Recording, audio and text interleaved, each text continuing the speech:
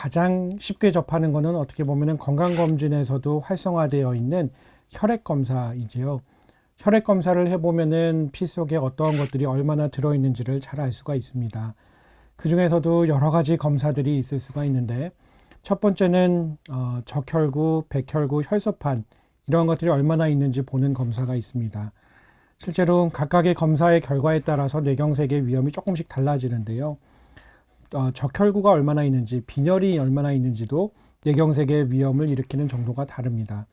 저희가 빈혈이 있는 분들은 오히려 피가 조금 끈적끈적해지는 성질이 있어서, 또 빈혈 자체만으로도 뇌경색에 예후에 영향을 미친다고 잘 알려져 있습니다.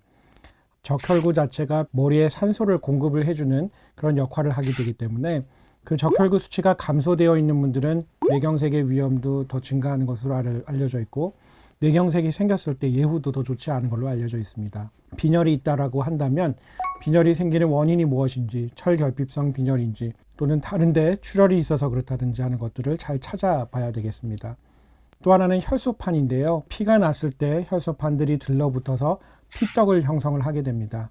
이 혈소판 수가 너무 많게 되면 오히려 피가 잘 뭉쳐지게 돼서 혈소판 증가증이 있는 경우에도 뇌경색의 위험이 높아진다고 알려져 있습니다.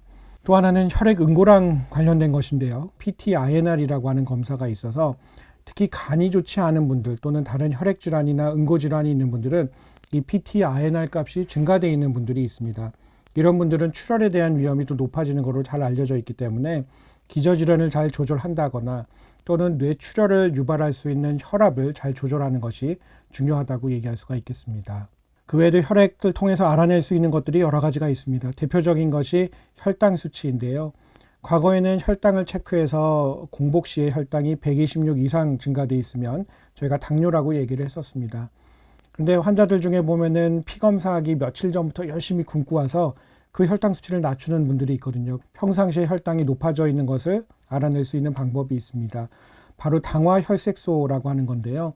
당화혈색소는 3개월 동안의 혈당의 평균치를 저희가 볼 수가 있습니다. 따라서 당화혈색소가 높아져 있고 혈당이 낮아져 있다 그러면 병원에 오시기 전에만 바짝 잘 조절하신 분들이고, 그 전에는 혈당이 높았던 분들이죠. 그런 분들 같은 경우에도 저희가 당화혈색소를 검사를 해서 가능하면은 타겟 안에, 목표 안에 조절을 하려고 합니다. 고지혈증도 피검사를 통해서 알아낼 수가 있습니다. 고지혈증 검사를 하면 몇 가지 수치들을 알게 되는데, LDL 콜레스테롤, HDL 콜레스테롤, 중성지방, 그리고 총콜레스테롤을 알게 됩니다. 이 중에 가장 중요한 것은 LDL 콜레스테롤이라고 하는 저밀도 콜레스테롤입니다. 실제로 혈관벽에 동맥경화를 일으키는 주범이지요. 반면에 HDL 콜레스테롤이라고 하는 고밀도 콜레스테롤 같은 경우에는 혈관 안에 있는 동맥경화를 줄여주는 역할을 하게 됩니다. 뇌졸중 환자들 같은 경우에 HDL 콜레스테롤이 높아지면 좁아져 있던 혈관이 오히려 덜 좁아지게 되는, 나중에 혈관이 개선되는 경우도 있기 때문에 이러한 HDL 콜레스테롤, LDL 콜레스테롤을 잘 보고 또 조절하는 것이 중요하겠죠. LDL 콜레스테롤은 뇌경색이 있었던 분들은 가능하면 70 이하로 조절을 하려고 합니다. 뇌경색이 없었더라도 경동맥이 좁아져 있는 분들도 70 아래로 조절하고자 노력을 합니다. 대중에게 잘 알려져 있지 않지만 이러한 동맥경화를 일으키는 원인 중에 콜레스테롤 말고 호모시스테인이라고 하는 수치도 영향을 미치게 됩니다. 호모시스테인은 단백질의 대사 과정에서 나오는 안 좋은 아미노산인데요. 이것이 많아지게 되면은 결과적으로 혈관 벽을 망가뜨리게 되고, 이를 통해서 동맥경화를 일으키게 되고 결과적으로 뇌경색을 유발할 수가 있기 때문에 호모시스테인을 잘 조절하는 것도 중요하다고 얘기할 수가 있겠습니다. 이렇게 혈액 검사를 하게 되면 환자의 위험인자를 잘 파악할 수가 있게 되는데, 이런 위험인자가 조절되지 않은 분들은 결과적으로 혈관에 병이 생기게 됩니다. 대표적인 것이 동맥경화라고 하는 병인데요. 이 동맥경화가 얼마나 있는지는 저희가 경동맥 초음파를 해보면 알 수가 있습니다. 경동맥 초음파는 두 가지 의미가 있습니다. 첫 번째는 총경동맥이라고 하는 혈관에서 혈관 벽이 얼마나 두꺼워져 있는지를 저희가 보게 됩니다. 바로 내막, 중막 두께라고 하는 것인데요. 이러한 내막, 중막 두께가 두꺼워져 있는 분들은 전신적으로 동맥경화가 많은 분들이라고 저희가 얘기를 합니다. 내막, 중맥 두께가 두꺼워져 있는 분들은 관상동맥 질환이라든지 뇌경색 질환이 늘어날 가능성이 더 높다고 알려져 있죠. 경동맥 질환을 볼 수 있는 또 한 가지 방법은 속목동맥에 있는 플라크 유무를 보는 겁니다. 플라크라고 하는 것은 동맥경화판을 얘기합니다. 이는 머리로 가는 혈류에 얼마나 영향을 미치는지, 또 머리로 날아갈 혈전의 위험을 평가하게 되는 건데요. 동맥경화판이 혈관을 50% 이상 막게 되면은 뇌경색의 위험이 높아진다라고 얘기를 합니다. 따라서 50% 미만일 경우에는 저희가 위험 인자를 잘 조절을 해서 혈관이 더 좁아지는 것이 생기지 않도록 하는 것이 중요하겠습니다. 경동맥에 동맥경화판이 있고 혈관이 많이 좁아져 있다 그러면 몸에 있는 다른 혈관도 좁아져 있을 가능성이 있습니다. 간단하게 팔다리로 가는 동맥의 혈관에도 장애가 있는지 볼 수가 있습니다. 양쪽 팔의 혈압을 재보는 것인데요. 만약에 양쪽 팔의 혈압을 쟀을 때 수축기 기준으로 20 이상 차이가 난다 그러면 한쪽 팔에 협착이 있을 가능성이 있습니다. 따라서 경동맥에 동맥경화판이 있다고 하면 반드시 양쪽 팔의 혈압을 재보시고 혹시라도 한쪽 팔로 가는 혈관이 좁아져 있지 않나 판단을 해볼 수 있습니다. 또 하나는 다리 쪽으로 가는 혈압과의 차이를 보는 건데요.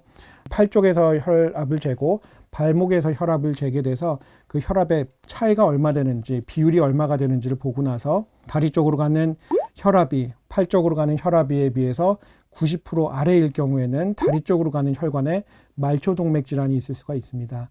만약에 말초동맥 질환과 경동맥 질환이 같이 있다고 하면 이런 분들을 다혈관 질환이라고 하게 되는데, 다혈관 질환이 있는 분들은 뇌경색이나 심근경색에 대한 위험이 많이 높아질 수가 있기 때문에 반드시 이런 혈압 차이를 통해서 얼마나 위험이 있는지도 판단해 보실 수 있을 거라고 생각이 됩니다.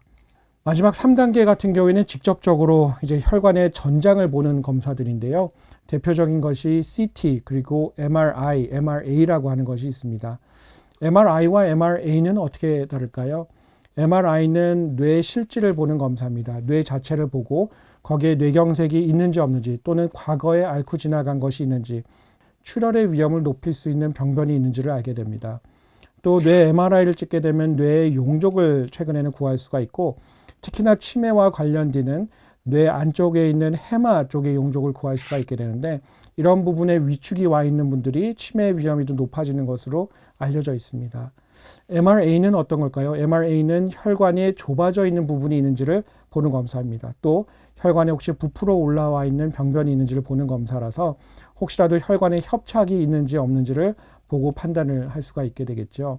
뇌에 만약에 과거에 앓고 지나간 뇌경색의 흔적이 보인다고 한다면 그 뇌경색의 모양을 보고 나서 이 뇌경색의 원인이 무엇인지를 판단해 볼 수가 있고, 만약에 심장에서 날아간 혈전이다라고 생각이 된다고 그러면 그런 경우에는 심장 쪽에 혈전을 날려보낼 만한 문제가 있는지, 부정맥이 숨어 있는지, 구조적인 심장에 문제는 없는지를 확인을 하게 됩니다.